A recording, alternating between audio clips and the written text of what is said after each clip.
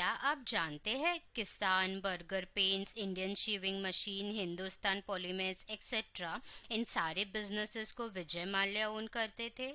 But still लोग उन्हें successful businessman के लिए नहीं बट एक फ्रॉडस्टर के नाम से बुलाते हैं।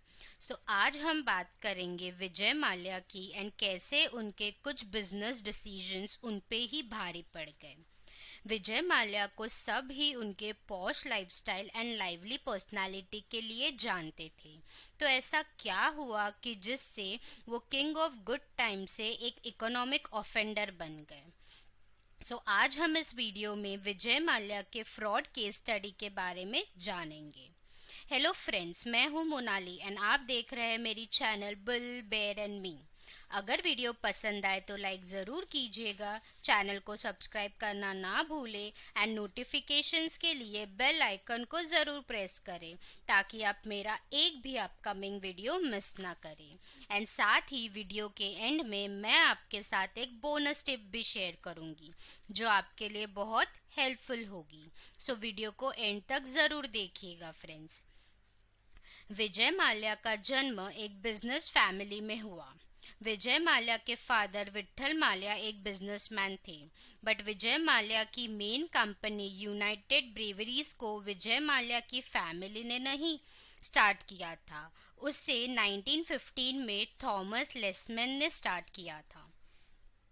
विजय माल्या के फादर विट्ठल माल्या ने 22 इयर्स के एज में यूनाइटेड ब्रेवरीज को ज्वाइन किया था और 1946-47 से मिस्टर विट्ठल माल्या ने यूनाइटेड ब्रेवरीज के स्टेक्स एक्वायर करना स्टार्ट किया। Mister Vitthal Mallya United breweries के फर्स्ट इंडियन डायरेक्टर बने और फिर 1948 में विट्ठल माल्या यूनाइटेड ब्रेवरीज के चेयरमैन बन गए। 1952 से विट्ठल माल्या ने ब्रेवरी एंड डिस्टिलेशन बिजनेस को एक्वायर करना स्टार्ट कर दिया। 1983 में जब विट्ठल माल्या की अचानक डेथ हो गई तो उसके बाद 27 इयर्स के Vijay Mallya United breweries group का चेयरमैन बने। जब विट्ठल माल्या की डेथ हुई तब उनके बिजनेस का टर्नओवर अराउंड 350 करोड़ था। चेयरमैन बनने के बाद स्टार्टिंग में विजय माल्या ने अलग अलग बिजनेसेस पर हाथ जमा कर देखा, जैसे कि इंजीनियरिंग, न्यूज़पेपर, केमिकल्स एक्सेट्रा। उसमें मिले हुई सक्सेस एंड फेलियर के बाद जल्द ही विजय माल्या को समझ आया कि रियल पोटेंशियल तो लीकर एंड बियर के बिजनेस में ही है। उन्होंने अपना पूरा ध्यान लीकर एंड बियर के बिजनेस पे लगाया। विजय माल्या के under United breweries fast grow हो रहा था। साथ ही वो यूनाइटेड ब्रेवरीज के ग्लोबल एक्सपेंशन पे भी काम करने लगे। इंडिया में लीकर एडवर्टीजमेंट पर बैन है, इसलिए विजय माल्या ने अपने lifestyle, Kingfisher calendar, events etcetera इन जैसे टेक्निक्स का इस्तेमाल करके लोगों को ध्यान किंगफिशर की तरफ अट्रैक्ट किया। जिस तरफ विजय माल्या ने अपने विला एंड आईपीएल टीम का नाम रखा था, उससे आपको उनके मार्केटिंग स्किल्स की आइडिया आ ही गई होगी। मार्च 2005 में यूनाइटेड ब्रेवरीज ग्रुप दुनिया का सेकेंड लार्जेस्ट लिकर मेकर बना। फोर्ब्स के हिसाब से 2007 में विजय माल्या इंडिया का 40th रिचेस्ट पर्सन था। अपने इंटेलिजेंस एंड हार्डवर्क से विजय माल्या ने यूनाइटेड ब्रेवरीज को बहुत बड़ा बिजनेस बना दिया था। आगे बढ़ने से पहले अगर आप भी ऐसे टॉप कंपनीज के शेयर्स में इन्वेस्ट करना चाहते हो तो आपको किन चीज़ों की ज़रूरत है? एक डीमैट एंड ट्रेडिंग अकाउंट की। तो जल्द ही नीचे डिस्क्रिप्शन बॉक्स में दी गई इंडियाज बेस्ट ब्रोकर के लिंक पे क्लिक करें एंड अपना demat and trading account open करवा लें। विजय माल्या ने अपने बेटे सिद्धार्थ माल्या के 18th बर्थडे पर 2005 में किंगफिशर एयरलाइंस लॉन्च की। एयरलाइन बिजनेस एक बहुत कैपिटल इंटेंसिव बिजनेस है एंड इसलिए उन्होंने बहुत ज़्यादा कैपिटल इकट्ठा किया। विजय माल्या एयर ट्रैवल को लग्जरियस बनाना चाहता था, इसलिए उन्होंने ट्रैवलर्स को लग्जरियस फैसिलिटीज़ प्रोवाइड की। उन्होंने किंगफिशर एयरलाइंस के ट्रैवलर्स के सेटिस्फैक्शन पे पूरा ध्यान दिया। ट्रैवलर्स को भी ये यूनिक अंदाज पसंद आया।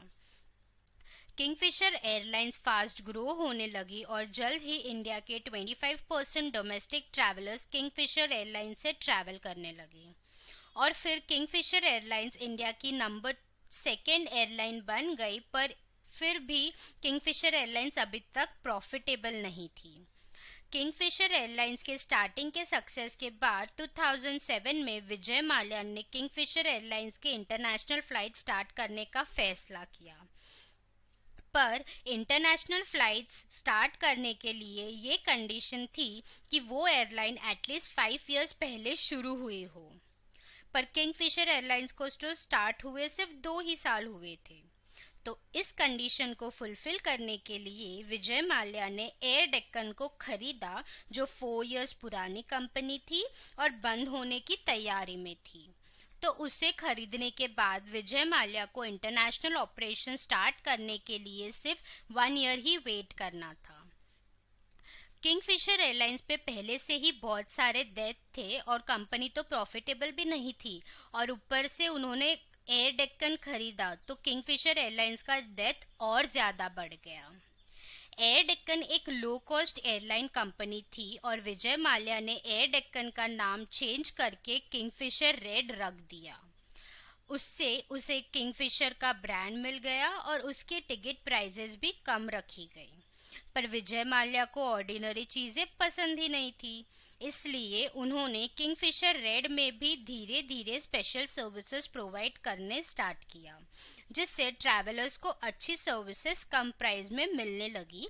एंड इसलिए किंगफिशर एयरलाइंस के कस्टमर्स भी किंगफिशर रेड से ट्रैवल करने लगे, क्योंकि दोनों के सर्विसेज में ज़्यादा डिफरेंस नहीं था एंड किंगफिशर रेड के रेट्स भी कंपैरेटिवली लो थे।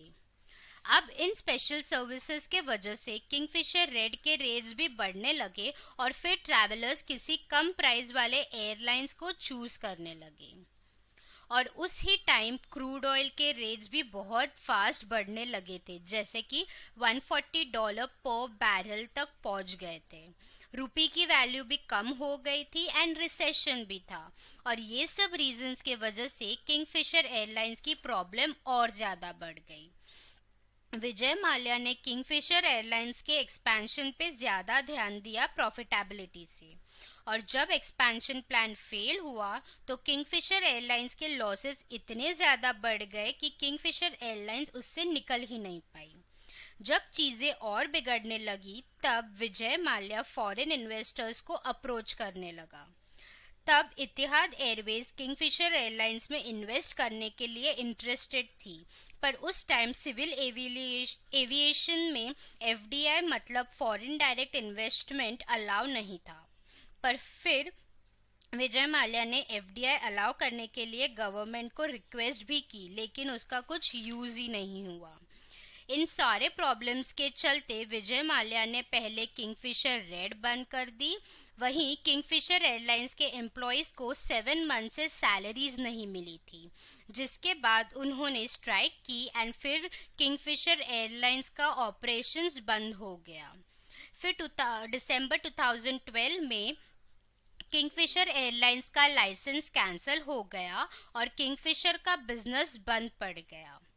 एयरलाइन बिजनेस एक बहुत कैपिटल इंटेंसिव बिजनेस है, जिसे चलाने विजय माल्या ने बहुत सारा लोन लिया था।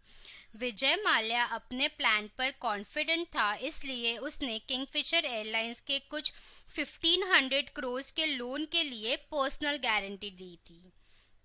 पर फिर जब किंगफिशर एयरलाइंस बंद हो गई तो किंगफिशर एयरलाइंस पे जो 9000 करोड़ का लोन था उसे वो चुका नहीं पाई, और विजय माल्या ने भी वो लोन नहीं चुकाया। लोन का सेटलमेंट करने के लिए विजय माल्या और बैंक्स के बीच कुछ मीटिंग्स हुई।